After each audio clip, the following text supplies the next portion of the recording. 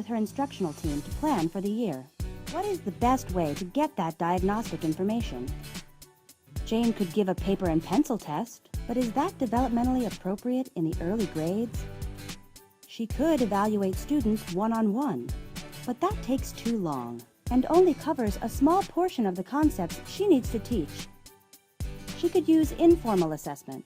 Well, she already does, but record-keeping is a challenge. There's got to be a better way.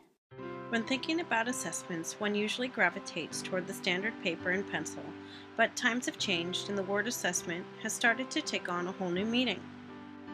When looking at the games in Starfall for either reading or math, it's easy to see how a kid can get drawn into learning.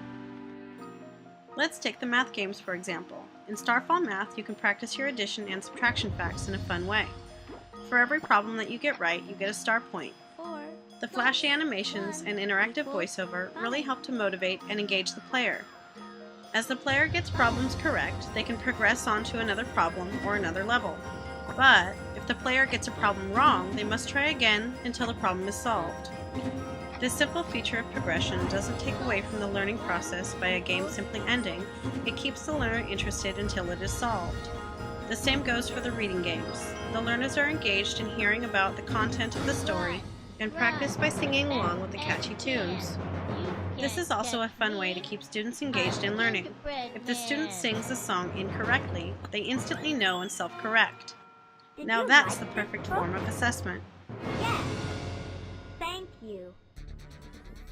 As for the GameStar Mechanics game, I created a strategy game that forces the player to figure out what is more important, getting to the points first or getting rid of the roaming enemies. Since the game is timed, the player might have to figure out that trial and error is the best way to go. Either way, the brain is constantly thinking and the player doesn't give up. The assessments used in GameStar Mechanic are acquiring the points and getting rid of the enemies, all before the time runs out. In both cases, assessments are used, but they are not the traditional conventional forms that show knowledge gained. These assessments are more discreet, but in my opinion hold more value to the learner.